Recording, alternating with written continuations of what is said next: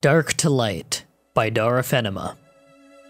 After darkness comes light. That's what my father always said. No matter how troubled you are, he told me, remember that things will only get better. He's not saying anything now, though, and I miss his guidance. In my case, the darkness was my friend, Cameron, arriving into hospital. He had been found laying in the bus lane by the train station with his leg bent at an impossible angle and blood streaming down his face, soaking into his auburn hair. His phone and money were gone. A passerby had called the ambulance when they saw him, nearly 2 hours after he had been attacked. The doctors had given him shots of morphine, so he babbled incoherently most of the time. I still visited him, though. I had known him for years after all. We talked about rubbish until the nurse told me to leave. I came directly from school every day for 2 weeks until he was weaned off the morphine. That was when the darkness turned into light. Just before I left, he called me back and handed me his red Nintendo DS Lite with a Pokémon Pearl cartridge already inside. I can't accept this, I said quickly, trying to push the Nintendo into his hands again. No, Matt, I want you to have this. His jaw was set, his blue eyes blazing. You're my only friend who visited me. Please, take it. I knew once Cameron got that look on his face, there was no point in arguing with him.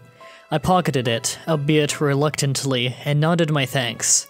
He waved me away, smirking. Bet you can't beat it in a week like I did, he said. You're on, I grinned. Although I didn't know it, with 2 simple words I had sealed my fate. Once I got home, I turned the DS on and dived into the world of Pokémon. Instantly, I was immersed completely in my adventure.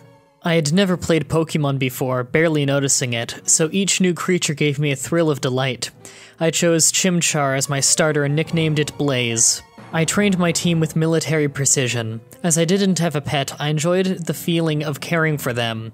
I made sure every single one was the same level at each town. I still visited Cameron every day. I had failed his 1-week challenge. I was only on my 3rd gym badge because I spent so much time on each Pokémon. He laughed when I told him what I was doing and said I didn't have to be so precise about it. I smiled graciously at that, but inside I was seething.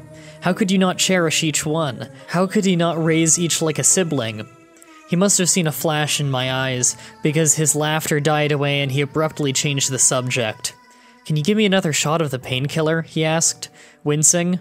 My leg. What about the nurse? He grinned. She hates me. Whenever she gives me an injection, I swear she chooses a longer needle than necessary.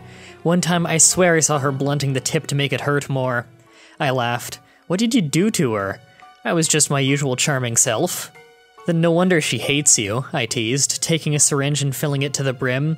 Is this enough? I asked, waving in front of him. I think so. I nodded. Where do I put it?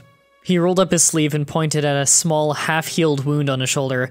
Just there, that's where they always put it. I lined up the needle and pressed the plunger down, injecting the painkillers into his arm. Cameron shuddered and smiled with relief. That's better, he said, his eyelids drooping. See ya, I said, and walked out. My mind was already on the Ponyta I was trying to evolve. Once I got home, I played it again. My Pokémon became more than clusters of pixels on a screen. They became my friends, my family.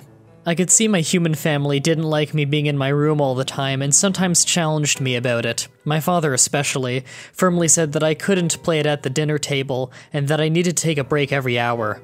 I told him about how I couldn't take a break and that I needed to make sure my Pokémon were happy, but he only smiled at me and ruffled my hair. My handful of friends, too, grew more distant. I brought the DS everywhere and played it during lunch by myself, taking bites of my sandwich every once in a while rather than eating with everyone. The next day, I forced myself out of my room and walked down to the hospital. There was a group of doctors gathered around Cameron, each one with the same grave look on their face. What's going on? I demanded. None of them answered me. Hey, I shouted. Why are you all here? What's wrong with Cameron? One doctor turned to me, a man with gunmetal gray hair and eyes. He slipped into a coma yesterday. We've woken him from it, but he's gone into anaphylactic shock, he said bluntly. The painkillers we're give him have to be measured extremely carefully, to the last milliliter. It's alright more of the time, but someone gave him an obscene amount yesterday. We're lucky his heart didn't stop there and then. Almost to himself, he added. It must have been the new nurse on the 3rd floor. My eyes widened. Will he be okay? I mean, it's a hospital, right? The doctor had already turned away, scratching the back of his head, deep in thought, then raised his voice. Quickly, get the adrenaline shots and the steroids. Come on, we need to stop this. I staggered back, a lump rising in my throat. I was unable to comprehend what was going on, what was happening to my ordered life. Everything was spiraling wildly out of my control. I was on the raging sea between Mount Coronet and the fighting area, struggling to keep my balance on my Gyarados being tossed and turned and attacked by sea spray. No, I bellowed. Several heads turned my way. I ignored them running towards the exit, tears streaming down my face. No, no, no. We have to keep moving, Gyarados. We have to get him healed. Hey kid, a man said, catching my shoulder. Are you okay? I'm fine, I bawled. I just need to get to a Pokémon Center. My heart was hammering uncomfortably fast, a frightened animal in a cage trying to get out. I felt the walls of panic closing in on me and struggling to contain it. What? I need to heal him, I said desperately. I have to heal him. It's my fault. It's all my fault. And if I can just get him to a Pokémon Center, then the lady can make him better and it'll all be okay, right? I looked wildly around for reassurance. Right? Won't he be better? Yeah, said the man gently, squeezing my shoulder. Come on, I'll take you home. I don't want to go home, I shouted, prying his hand off me. I just need to take him to the Pokémon Center. I know where that is. I'll take you there. Let's go. You do? I whispered. Do you have him? Is he with you? Yeah, I do.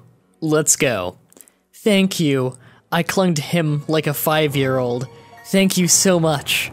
Well, we walked. The man spoke into a mobile phone. Yeah, I've got him, don't worry. He's fine. Just talking about Pokémon. I know. Okay, coming now. He hung up and smiled at me. Keep going, Matt. Everything will be alright. Instead of going into that beautiful orange building, though, the man brought me to my doorstep. This isn't the center, I said suspiciously. It's hidden inside, the man explained. He took out a key and opened a door. A woman was inside the hallway. Oh, thank God, she breathed. He's okay. You're not Nurse Joy, I said, waving a finger. What's going on? Matt, it's me, she said with a frown. She looked up at the man. What's wrong with him? He's in shock, he answered, ruffling my hair. I froze. Only one person I knew did that. Could that mean... Dad? I said, looking up at him. Why are you here? This is where I live, kiddo, he smiled. Go on, up to your room. My room? Go on. I nodded and hurried up the stairs, tripping every second step. I caught a snatch of conversation. The woman, my mother, was saying that I was spending too much time on my game. My father was agreeing with her, suggesting that I only play on weekends. Only on weekends, I thought in horror. My Pokémon couldn't survive 5 whole days without me. I need to be there for them. Quickly, I turned on my DS to check on them. They were all healthy, each one of them the same level. I organized them carefully, placing them in different boxes according to their element, and then in alphabetical order within that box. I spent 2 happy hours playing with them, battling with them, advancing forwards in my adventure. When I was about to save and turn off, something inside of me whispered that if I stopped, Cameron would never be healed. He'd be in the Lost Tower forever. So I continued to train and fight. The hours slipped by. I was unable to stop. My eyes were aching from the brightness of the screen. Every time I drifted off, my face slammed into the DS, and I woke with a jolt. At last, the sun rose. My father came up at 8 to check on me. He gasped and tore the DS from my grasp. No, I shrieked. No, give it back. Matt, you've been playing it for hours, he said, putting the DS on my dresser before walking away. Get some sleep, you must be exhausted. Once you're rested, come down. We have to talk. I sighed, shaking my head at his stupidity. I couldn't sleep. I needed to check on Cameron. I clambered out of bed and walked out the door, fully dressed. My mother approached me. Matt, where are you going? She said cautiously. I'm going for a walk, I answered. Where? Matt, you look... I forced a grin. I'm fine, Mum. Seriously. Wait there, she said, looking more nervous than ever. She walked back into the kitchen, calling for my father. I stepped outside and began walking to the hospital. How could she not understand I needed to check on my friend, after I had played DS all night to save him? My eyelids felt like sandpaper as I entered the hospital and staggered up to Cameron's ward, yawning. "Where's Cameron?" I said to the nurse behind the desk, blinking away my tiredness. Cameron? Cameron Davies. He was in here yesterday. The doctor said he went into shock. I was having trouble stringing the words together. Is he alright? Can I see him?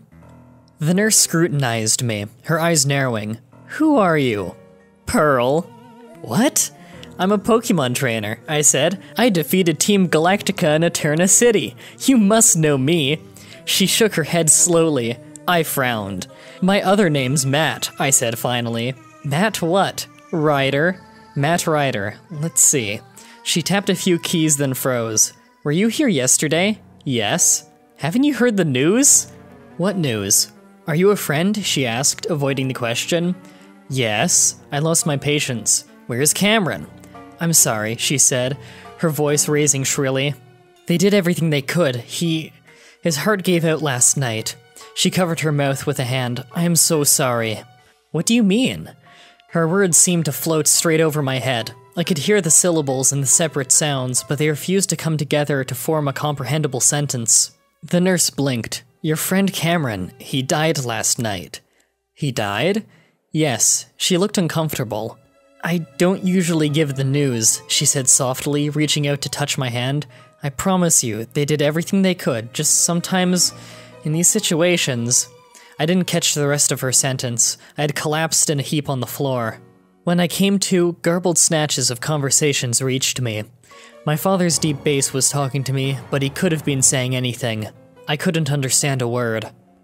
My mother spoke to me too, but made as much sense as my father did. Then an unfamiliar voice, wrecked with sobs, a male's voice, sang something in a soothing tone. Eventually, the voices went away. I became aware of the blanket stretched over me. I was seized by a feeling of claustrophobia and I kicked it off. As soon as I did, I felt cold, terribly cold, as if I was in a blizzard on Mount Coronet. I shivered, but when I pulled the blanket up again, it burnt my skin. I yelled and hurled it off, only to sink back into that numbing coldness once more. I curled into a ball and tried to conserve my body heat. The dregs of it slowly faded away, leaving me colder than before. Suddenly I heard a voice. It wasn't human, wasn't even English, but somehow I understood it. An image of Blaze, my beloved starter now raised into an infernape, danced behind my eyelids. "Where are you, Matt?" Blaze said. "I need you." More Pokémon, all the ones I had caught and raised so carefully, were suddenly behind him. Some looked starved, others injured. My Luxray thrashed on the ground weakly, coughing up blood, while my Finneon flapped a flipper in my direction before lying still. "No," I whispered. My eyes snapped open, and I was out of bed before I knew it, stumbling blindly away from the images of my dying Pokémon burnt into my retinas. "I'll help you. I'll help you. Don't worry, I'm coming." A nurse came my way, caught sight of me, and forced a smile. "Get back to bed, Matt," he said. "It's late." "I can't stop," I said urgently. "Please, let me just help them." "Help who?" The strange cries of my Pokémon filled my ears. "Can't you hear them?" I whispered. "Hear what?" His smile turned into a pitying frown. "Look, Matt, everything's okay." "It's not okay," I shouted. "My Finneon is dead. I can't let another Pokémon die." The nurse nodded slowly, then raising a finger and brought his phone to his ear. "What are you doing?" I said uneasily. "You just relax, everything will be okay." Ignoring him, I pushed towards. His eyes widened and he tried to block my way. I barreled into him, almost knocking him over, and then sprinted off into the night. "Matt!" the nurse bellowed, but the rest of his sentence was drowned out by the helpless cries of my Pokémon. I ran all the way to my house. It was only when I was at the doorstep did I realize I was in bare feet, dressed in a blue hospital gown. My clothes swam before my eyes, morphed into the garments my character wore in the game. I blinked hard, but they didn't fade away. Confused and scared, I dashed up the stairs and nearly crashed into my parents, who were standing on the landing. "Matt, we need to talk," my father said. "I can't," I snarled. "My Pokémon, they're dying." "They're not," his voice turned stern. "It's just a game. You've been playing it long enough. We've called in a specialist who will help you with this obsession you have. I'm not obsessed, I shouted. They're hurt. They're going to die if I don't help them. They're just bits of code, my mother said gently. They're not real. They are. My father started to walk into my room. With a jolt of panic, I ran after him, guessing what he was going to do. He picked up my DS, still on my dresser, and looked at me with something close to pity in his eyes. You just have to learn to tell the difference between reality and the game, he said gravely. I gave a scream and drew a fist, ready to protect my console. My mother saw what I was about to do and grabbed my arm. I twisted and punched her in the jaw, sending her head snapping back. She crumpled in a heap on the floor. I didn't care if she was alive or dead. All that mattered was my retrieval of my DS. A shadow flitted across my father's face. Angeline? He whispered. Then he turned and glared at me. That's it, he shouted. That's it! He raised the DS above his head and hurled it as hard as he could at the wall opposite. As if in slow motion, I watched the screen break, then the plastic casing crumple around it. The stylus slid out of its pocket and fell onto the floor. Shards of glass rained upon it. My DS was ruined. Cameron's final gift was destroyed. Something within me changed. Suddenly the walls seemed to be pulsing, made up of clustered pixels that changed color every second. In my head, I heard the pitiful screams of my Pokémon increasing in frequency and volume with every passing moment. Soon the noise seemed to crush my brain as if the notes had it wrapped in a vice.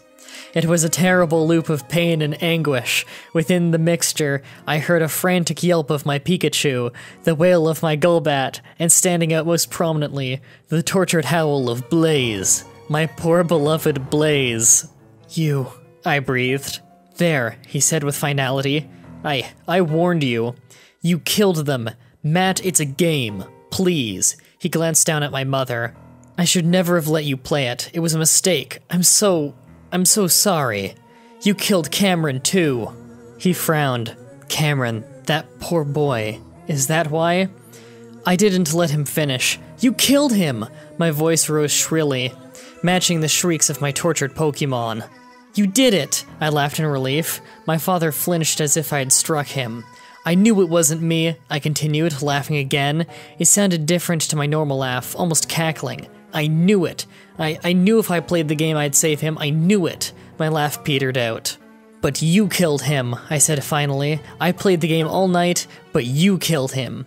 You killed him. Every time I repeated it, it seemed more real.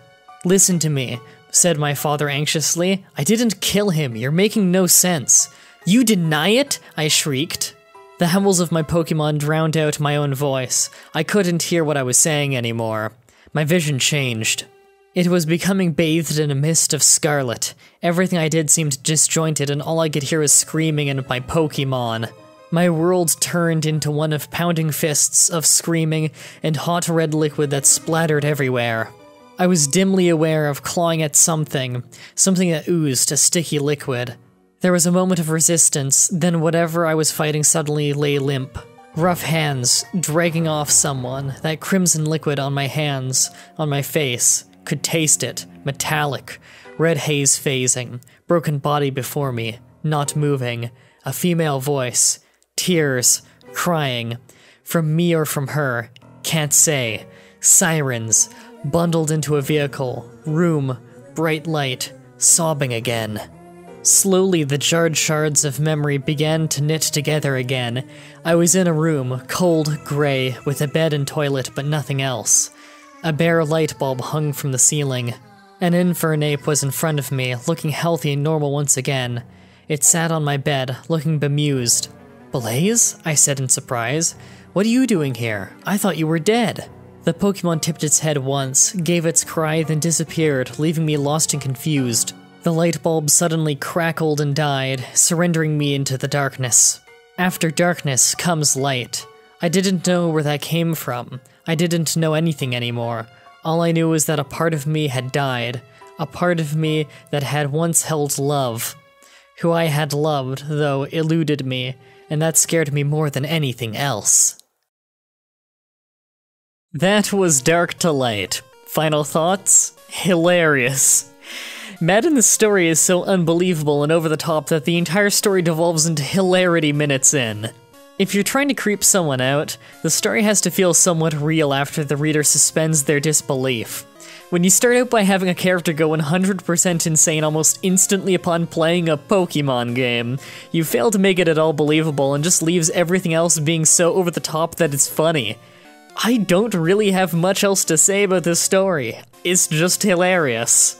And that's it for this week's Creepypasta. Tune in again next week when we tackle yet another story made and sent in by the fans with the Garden's power. If you want to write your own story, help a peer edit a story, or even just read the stories early, check out the description where you'll find a link to the Creepypasta section of my forum. You'll also find a link to the playlist of every Creepypasta reading I've done. Remember that if you want your story to be read on the show, you must stay active on your post on the forum as well as read the forum rules. Thank you all for watching, and until next time, sweet dreams.